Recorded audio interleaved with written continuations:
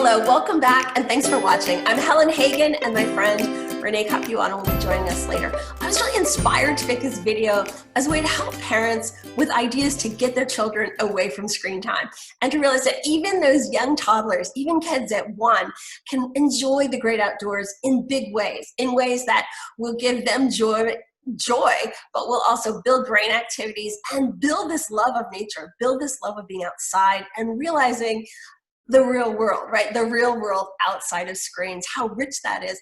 And that builds different ideas, different contexts, different grasp of the processes that are going to be part of their life in a really different way than screen time.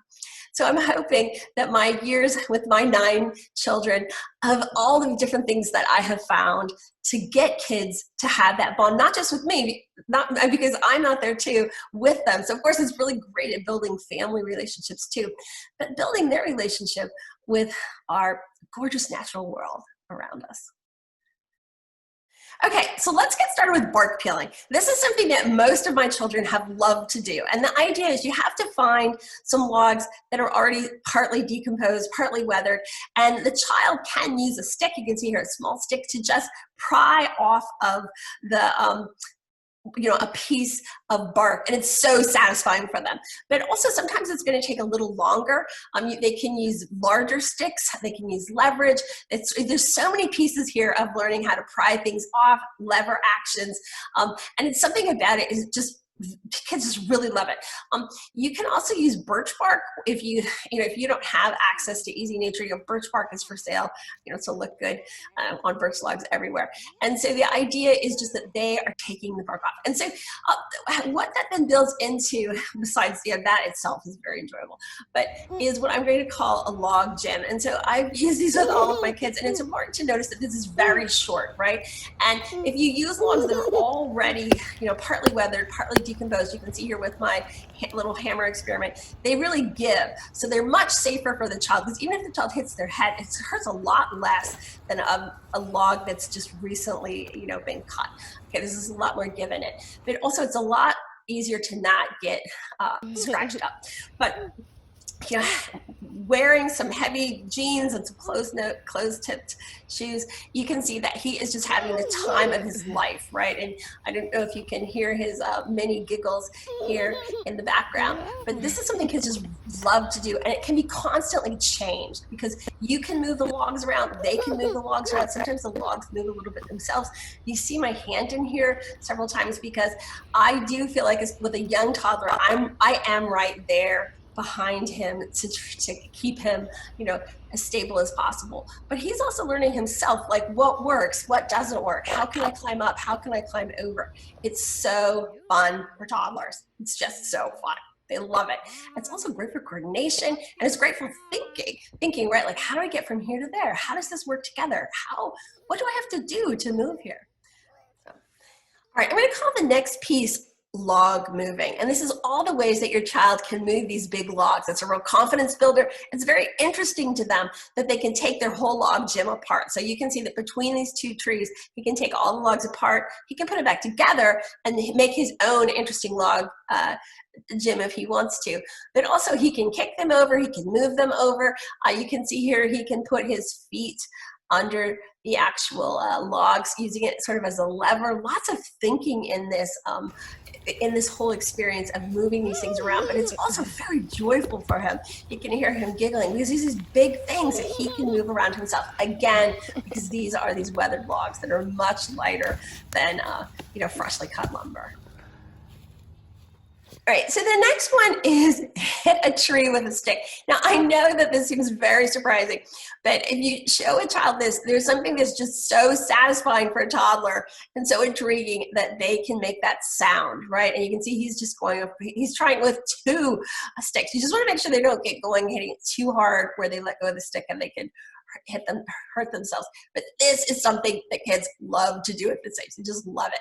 The other thing is when you're out on your nature walk and you're seeing here, I have a wagon. Wagons are great for nature walks for toddlers. And strollers are too, but you can get in and out of the wagon and you can put your treasures in the wagon.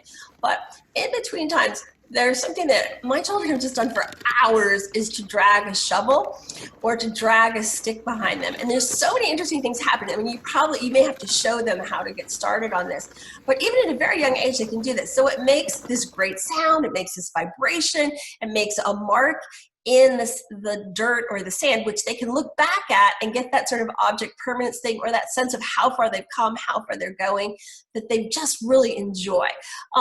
Sometimes they'll even get so they realize that picking it up and putting it down makes a pattern or sort of makes a musical sound. But this is something a lot of kids will do for hours, do it over and over again. And so again, it's joyful, it helps them learn something, and you can get a longer walk in because they'll just keep going on this for a long time.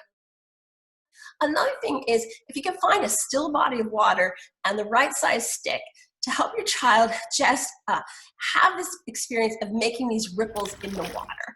It's a great way to look at that cause and effect. It's beautiful. Again, they get that idea of I'm making things happen out here. You can take it out, you can take it in, you can figure out yourself how small or large amount of pressure can make different things happen. Kids, toddlers at this age just love this. Okay, another great activity is taking pine cones and collect them in your bucket. So of course that's a activity in itself, and to throw these pine cones into the water. And of course they're going to float, right? So this is very different than rocks. They float. And this is a very enjoyable exercise. But the next piece is to have your child's handy rake along and to take the rake and pull them back. And virtually every toddler, the first time you do this, will just laugh delightedly. Look, I did too, because they're so surprised that you can just pull them back like that, right? This is a fantastic experience for them to throw them back and pull them back towards them with the rake. They also can probably be, as long as they're like 18 months or older, get the idea that if they just sort of hit the water, they can make little waves that will also bring that pine cone back. So this is a very enjoyable experience. And the next thing that kind of goes with that is throwing rocks in the water. So this is a completely different experience, right? And you can do this where you put them in a bucket, you can have a little net bag, whatever you want to do so that you've got some rocks to throw in the water. Of course, if you're on a beach with rocks, it's all the better. But again, they can have that experience of throwing it in the water, possibly bringing it back or possibly not. It depends how deep your water is. But that goes along with that big idea of what sinks and what floats. And so then you can see back here in his high chair, just the simplest experience at home where we brought some of these back, and he can see, I use these plastic containers are so great. It's M Design made in USA, but he can just look through here and he can see, oh yeah, I remember this, right? Pine cones float, rocks sink, and you can give them a variety of other ideas, different things that they can experiment once they get home with that. But that's something that keeps going. But having the experience in nature, the experience when you're out there in the big world, I think really makes the float and sink at home much more intriguing, right? Gives it a lot more context and depth. So another great activity to keep kids engaged when you're out there on your nature hike is the idea that they can see something and they can put it in the wagon or the stroller, or if you want to carry the bucket. We always have this handy dandy made in USA bucket with us. And having the bucket with you means that they know they can always do this, right? So if they see a pine cone, if they see a stick, whatever they see, they can put in there. And the other thing is, by having it in the wagon, it sort of reframes them, right? And instead of just this whole big world of nature, they can really look at things a little more closely and start to appreciate the glory of this world that we live in, right? The amazing intricacy of it. Sometimes they're going to stir things up in the wagon. They're going to want to put all kinds of different things that they find in there. And it's not always what you think is interesting, but as long as it's safe and it's great for you to ahead of time, know, something, make sure you know what poison ivy is or whatever, that you're not going to have your child pick that up. Sitting in the wagon there with it also can make the walk go longer, right? Because they've got something up close to do. But intriguingly, I've noticed that toddlers find it even more enthralling when you give the signal that it's okay now to start throwing things out. And I have found that my toddlers love to just one thing at a time throw the things out. And this is a really powerful thing to throw it out of the wagon too. So the next one might be pretty obvious. When you're out in nature, and you can see here that we just were on this nature walk, and when this beautiful heron was just standing in the middle of the the nature path, I couldn't believe it. It didn't want to leave. Eventually it flew away. These kind of beautiful moments where you take notice of them and you act excited about it when you're out there is going to make your child a lot more excited, whether it's a squirrel, or in this case, you can see this picture, we saw a walking stick blended in pretty well with the pine needles on this boxwood. To take that time, right, to act excited about it and show, just like a, you want to model that you love reading, so your children love reading, to model that you appreciate the glory of this world can really help that toddler realize, wow, this is it, like, this is amazing. And when they go home, to play with it, even if you don't have the exact same plastic animals, to have that experience of playing with what you did and thinking about it again is one of these things that's really building on your child's understanding of nature, the world, and the processes that are in it. So even though your child probably found it very therapeutic to throw the things out of the wagon that they had collected, having your child be working on some kind of collection at home somehow is something that a lot of toddlers just really enjoy. That feeling of like, hey, I know that happened because I have this rock from there. So just like, I guess, you're at a nature museum or you're at an art museum and people want to buy something from the gift shop, having something that your child is interested in and letting them start building on that might be really great. So it could be that you take a little stick every time and they're going to build up sticks. My kids have really liked rocks. So you can see here that once he has the rocks home, we wash them in the water table, and then there's all kinds of different ways to display them. And the nice thing about this is your child can really do it, right? This is something that your child really can put rocks in different containers, and you put it up and you're like, wow, you made that collection for us. And it's not like you did part of it for them, right? They really found the rocks. They can really wash the rocks when they're very young, pretty much as soon as they can walk. And they can put them in a jar and you can talk about how they did. It's very enjoyable for them too. But also they can start to notice big, little, different colors. There's so many different kinds of grouping and sorting that you could do if you wanted. And you wouldn't have to do rocks. This is just an idea. So that every time you're out, they're also looking for something, right? They're thinking to themselves like, oh, hey, there's a rock. And just part of helping that brain development to notice details, notice what's going on, and be involved interactively in this process of noticing, enjoying, and loving the beautiful outdoors. Okay, so this next thing I call the thank you game, and this is something I've done with my toddlers with great success. Basically, it's very simple. They help you find some things that you're going to put in some kind of lightweight tote that they can easily, maneuver or carry if they want to. And then you sit down and you have this very, moment of looking them in the eye, noticing them. You're not on your phone, you're not like talking to somebody else, and you just tell them, hey, let's play the thank you game. And then they will learn to hand you each of these items, and then all I do is say, oh, thank you. But I notice something about each of the items. It could be the color, it could be the prickliness of something, it could be any kind of thing that you want. But what I'm doing is not just working on language skills, which happens, but I'm also helping that child to notice things more carefully, right? The details involved in each of these things. It also just seems to be super therapeutic for them to be doing something where you're just saying thank you back and forth. And I guess part of it is I really say thank you big with each thing, and I let my facial expressions show that. I'm looking the child in the eye, I'm engaged in saying thank you, you did this thing for me. You're giving me this gift of nature. I've had kids do this for a long, long time. Toddlers seem to be particularly loving this. And as your toddler gets older, what you say about each thing can get more and more complicated.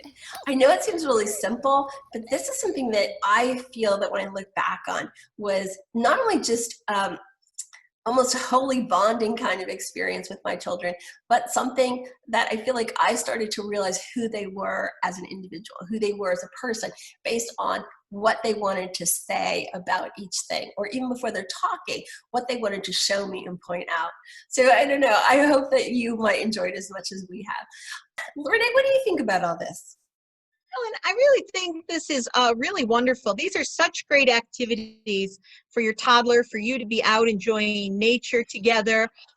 You're having fun, and you're also building those brain skills, and you're making those connections. And I really love the thank you game. That is such an opportunity as Helen, as you said, you're not doing other things. You're very engaged with your child. You're very focused, and saying thank you and noticing that little detail, it builds up this expectation, even in a toddler, that you're noticing what they're doing and you're appreciating what they're doing, what they're showing to you. And it's not just a thank you and move on, but it's a thank you. Look at how prickly this is, or look at what a bright orange color this is. It is also instilling in them that there's something different and unique or something valuable about what they're doing, the objects that they're picking up. And it makes it so much more fun that you're noticing those things. It's not just the fun of picking it up and handing it to you and putting it in the wagon, but it is that you're engaged and you're noticing the world around you too. And that teaches your toddler the value that you have in what they're doing and the value that you have in the entire activity. And I really love that because it builds so many skills, and it builds, as you said, that bond between you and your child, that they can expect that you're going to value the things that they're valuing. Thanks, Helen. Thanks, Renee. I guess the good thing is just don't forget the beach, particularly if you're a person who burns easily. You might actually enjoy the beach. Your child might actually enjoy the beach more when it's not hot. But as you can see from these pictures, invariably, wherever I've lived, just like nobody is on the beach after August. But you know, you've still got the fall, the winter, and the spring to enjoy the beach. Sometimes there's like literally no one else on there. This is actually a public beach, which is nobody here at all. And of course, you probably don't want your child to go into the water when it's getting colder, but there's so many great things you can do if you just remember to bring things. So bring a lot of trucks, or bring, my son is here on this particular day too, bring a good sturdy shovel that they can actually dig in. I've had these several times, but having a set of tools for your child, so a rake and some shovels that are really pretty sturdy. These are made in Germany, and usually not actually made in the USA, but they're very good. The way that they're connected, so they're going to break, really helps them to be able to do a lot of things, like to dig a deep hole, to push over a log. It's a strong enough thing to happen. So anyway, that's just a thing to think about. Like, is there still the beach that I could go to, even though it's not, your child can, I've taken children with their snowsuits to the beach, and they've had a lovely time over and over again. So the other thing is the beach is a great place to play pretend, especially when there's not so many people over. So you can see that he's like crawling delightedly. He's pretending to be different animals on the beach, making these animal sounds, and he can crawl around. It's not going to hurt at all, but it's very interesting and it's very tactile. So anyway, those are two things that I find that work very well, even in the off season, to enjoy the beautiful ocean.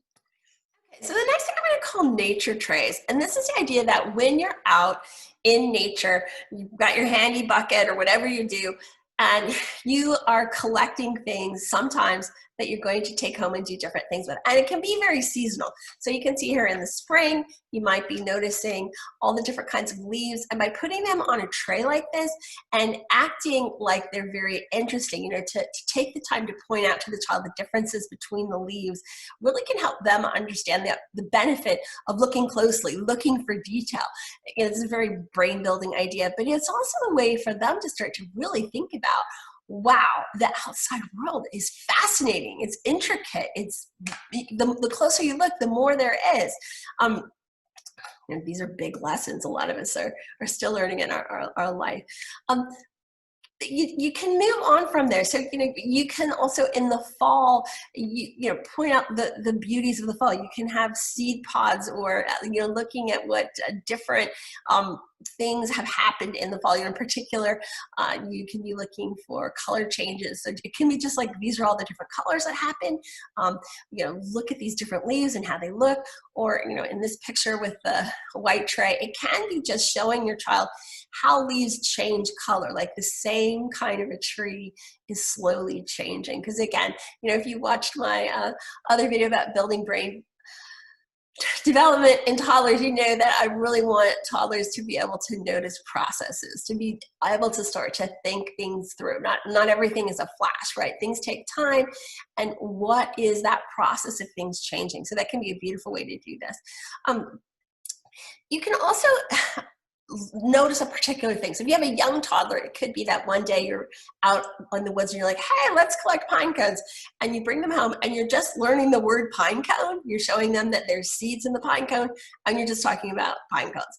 But if you have a little older toddler, you might be picking something like this particular day where it's kinds of grass seeds. These are different kinds of wild grasses that grow, on our property. But so bringing them back and just instead of just them kind of being a wash of all the things, just saying like, hey, look, these are all different kinds of wild grasses and look how different they are. Look what variety there are. And this, again, is you're helping your child to notice detail. You're helping your child to get that feeling for how much depth there is in nature. So then, obviously, if it's spring or you have a great garden, you may be interested in flowers. Now, the thing about flowers or pine cones or whatever, is a lot of kids are going to find these a lot more engaging and exciting to work with than just blocks or whatever you're normally using at your at your centers to have this variety. So you can use it so in the idea that you can see in this picture, like you're just going to separate. Okay, this is a leaf and these are flowers. We're just making that separation. But it could also be a lot of different things. It could be color, right? Like these are pink flowers, these are white flowers. It could be that you're going to do something like counting, like where there's one of this kind of flower, there's two of this kind of flower, there's three of this kind of flower. There's all kinds of different ways that you can throw in some sort of skill-based learning, but you're also noticing the beauty of these things. You're taking time to say, like, look at this white flower. It's really a group of small white flowers.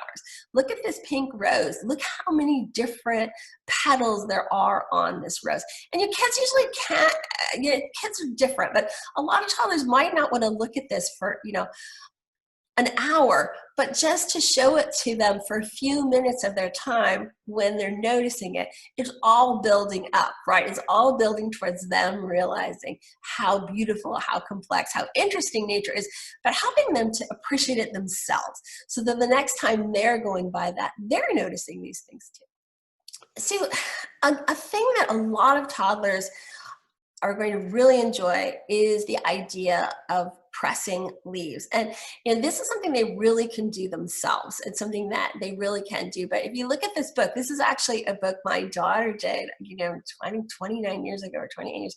And you can see as a toddler, what she's actually doing is just putting, a leaf on the sticky page and, that's it. But as she's older, I think this next picture is when she was 6, she can put a variety of flowers on there and she can even write, their basic names. This is something that, you just put a few in a year and it's a very precious thing then when your child is much older to look back and see that every year, or every other year, whatever you do, that they did press some of these leaves. You can see here that I'm just going to briefly show you with these pictures how to do it. So you could use parchment paper, you can use wax paper, you can actually use no paper, but it sometimes ends up with a little mold. And the reason you want to do this is you want to get as much water out as you can before you put it in your booklet so you have the least likely chance of having it mold. So by putting parchment paper on either side of the book, then the child, all they have to do is close the book. If you use a thick enough book, just the weight of that book, and if you did your pressing down low, will actually be enough. But you can also try just putting more books on top of it, right? When it's ready, a toddler, even a young 1-year-old can take that leaf out and put it on the sticky page of a binder. You can see here in this little video, he's doing it too, and then press it back. There's so much you can do with that. You can just save it. I've also used it to go through later in the winter and do things like just get kids to basically understand, oh, that's a maple leaf, that's an elm leaf, that's an oak leaf. You can also use it to count. The colors don't last forever, but early on you can, the first year or something, you're still going to be able to use it for a color. And because they actually made it themselves, they tend to find it to be just really great, something that they enjoy doing. So anyway, maybe you'll like that too. All right, so the last activity I have for you today is this idea of letting your child take an evergreen branch and use it to sweep with. Something about this is just so intriguing to toddlers. I'm not even sure I can understand the passion that a number of my toddlers have had for this activity. But whether you do it in the driveway, on a nature trail, or in your backyard, just using that evergreen branch to sweep up pine needles or other things. I think it's the sound, the sound that makes, and just the vibration maybe, but it's something that you definitely want to give your child a chance to see if they also are going to enjoy that in the way that I've seen so many of my toddlers. Thanks for listening. Obviously, this is something I feel very passionate about, this idea of getting this bond between you and your child, but also between your family and nature. My adult children and my husband and I are still going out all the time on nature hikes together. This has just become something that's very much a part of our family, and it's sort of a gift that just keeps on giving because it's something we all enjoy doing together now, and I think we will forever. And it links back to my mother and my father too. We're very keen on this idea that even young children could interact with nature. My mother's family is from Sweden, and I think that might be a bigger thing, idea there, that even toddlers, even very young children, can benefit emotionally, psychologically, intellectually, and also just with their coordination by being out in the real world. Now, maybe more than ever, when screen time and social media seem to be taking over our lives, and even very young children, that's the first thing that they go to. This is just such a good antidote, right? That you have this time in nature, and you have this time with your child where you're looking at a different kind of thing. You're looking at the real world. You're looking at processes, how they happen. You're enjoying the glory and the beauty of this world that we've been given. So I hope that you will find some of these useful, and that you'll find yourself also outside with your toddler. And maybe these will help you to think of things that you guys can do together and keep building that love and that enjoyment of nature. I hope you have a great day, and I hope you'll come back and watch another one of our videos. Thanks for watching. See you soon.